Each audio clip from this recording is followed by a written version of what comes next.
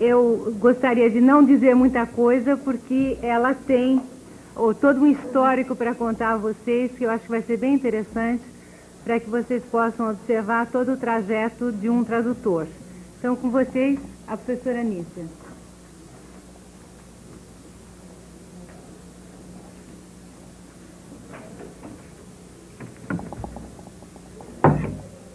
Boa noite.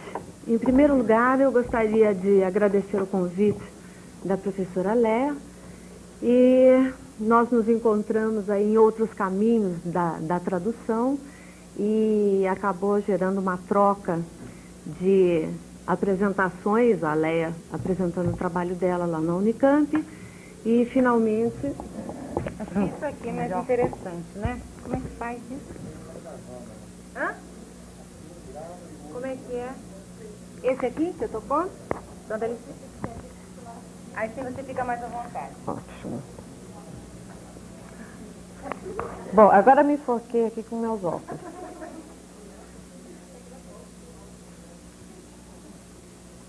Percalços da idade. Então eu gostaria de conversar um pouco com vocês inicialmente. Eu preparei um texto aqui, mas além dele eu gostaria de contar um pouco da minha trajetória pessoal.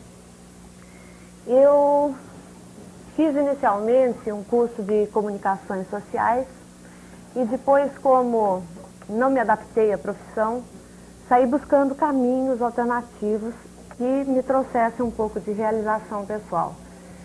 E fui para a Unicamp, onde fiz um curso de antropologia, e no final do curso, por contingências familiares, meu marido foi fazer um doutorado na França e eu fui acompanhando. E na França, então, eu fiz francês em nível universitário. Aprendi primeiro, assim, por imersão, por afogamento, não é nem por imersão, eu tinha que me virar para aprender o francês in loco. E depois disso fui para uma universidade com vontade de saber realmente bonitinho a língua para poder, num momento qualquer, vir a trabalhar usando o francês. Na época eu pensava mais em dar aulas, que estava dentro da minha perspectiva, mas acontece que ao voltar da França, com um filho pequeno, eu não queria sair muitas horas por dia da minha casa, então eu resolvi trabalhar com tradução. Como começar? Eu tinha proficiência na língua, mas... e o começo? Bati na porta da Aliança Francesa, vocês aí trabalham com tradução? Raramente, mas quando aparece, os professores aqui fazem, mas deixa o seu nome. E assim sucessivamente, em várias escolas. Campinas é uma cidade privilegiada em termos de escola de línguas, e foi mais ou menos assim que eu comecei a trabalhar, porque houve um certo retorno. Em algum momento, eu fui apresentada numa editora, e num momento bem posterior. Primeiro eu comecei a trabalhar com francês técnico, porque não tinha ninguém que se aventurasse no ramo. Como meu marido é da engenharia e área de informática, etc., eu me aventurei. Comecei a fazer as traduções, obviamente passava pelo crivo dele depois, e isso foi fazendo com que eu tivesse um nome no mercado de tradução em Campinas. Eu trabalhei 10, 12 anos como tradutora técnica e depois passei a trabalhar para a editora Papiros em particular, onde já estou assim, quase no 10º livro. Um pouco sobre esse trajeto que eu gostaria de apresentar para vocês, porque quando a gente faz um curso de línguas, as perspectivas no momento inicial não são muito animadoras, né? Trabalhar na rede pública não tem um retorno financeiro agradável. Dar aula em escolas, bom, às vezes não tem escolas em cidades menores, então o que fazer com esse conhecimento acumulado, que é sofrido, que é batalhado, que é estudado em detalhes? E aí, muitas vezes, as pessoas abdicam de trabalhar com essa língua aprendida porque não tem um retorno financeiro adequado ou porque não se lançam no mercado, que está cada vez mais promissor. na região de Campinas, é bastante industrializada, por exemplo, acontece nesse momento um boom da língua japonesa. Realmente muitas pessoas buscam, e embora tenhamos em São Paulo, ali do lado, uma comunidade japonesa muito grande, pessoas que se habilitem mesmo a trabalhar como tradutores são poucas. Na área técnica, há uma falta de tradutores especializados. Quando se busca, por exemplo, uma tradução de engenharia, ninguém quer pagar a hora engenheiro. Então, nunca o engenheiro vai fazer a tradução. Quando se busca alguém da química, a mesma coisa ocorre. Então, o tradutor, por definição, é sempre mal remunerado.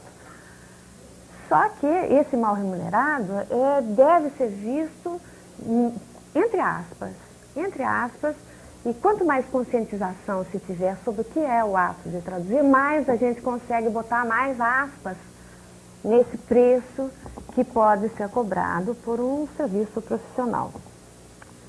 Isso eu queria dizer assim para que o que venha seguindo seja desanimador para as pessoas que eventualmente se interessem pela área. Bom, perguntas que normalmente se fazem. Como se entra no mercado de trabalho da tradução? Para um iniciante, no caso da tradução de livros, que é a que eu mais faço, por isso eu vou falar mais sobre ela. No caso da tradução de livros, o caminho passa, em geral, pelas mãos de um amigo que já está na profissão há mais tempo. Ou então ele se enreda nos corredores das editoras.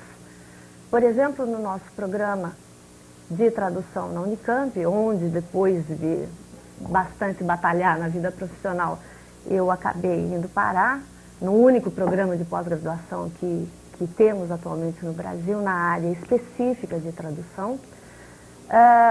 Temos vários colegas que trabalham em campos diferenciados, mas todos que foram trabalhar em editoras acabaram passando, assim, de uma certa forma, pelas minhas mãos, no sentido de apresentação nas editoras, o que já vem com um cacife inicial muito grande, porque você chega lá com uma certa referência.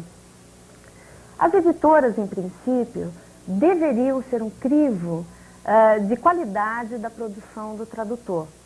Mas, na realidade, via de regra, elas funcionam segundo um parâmetro de menores custos.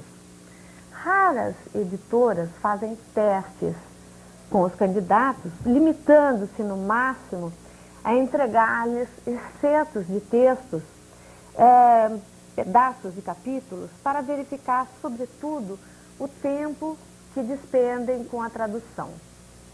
O mesmo processo poderia ser projetado para outros campos da atividade tradutória, sendo que o teste real fica mesmo por conta da prova de fogo da primeira atividade remunerada, ou seja, o primeiro livro, o primeiro manual técnico, a primeira conferência traduzida. A responsabilidade, é claro, repousa exclusivamente sobre o profissional. Quanto aos direitos, tem sido, até o momento, daquele que paga o tradutor uma única vez, mas que continua ganhando sobre o trabalho desse profissional repetidas vezes. Como quando, por exemplo, um livro é reeditado e nem se cogita de dividir os lucros, ainda que em pequena parcela, com quem possibilitou que o texto tomasse vida na nossa língua. Outra pergunta. Quem é o iniciante na profissão?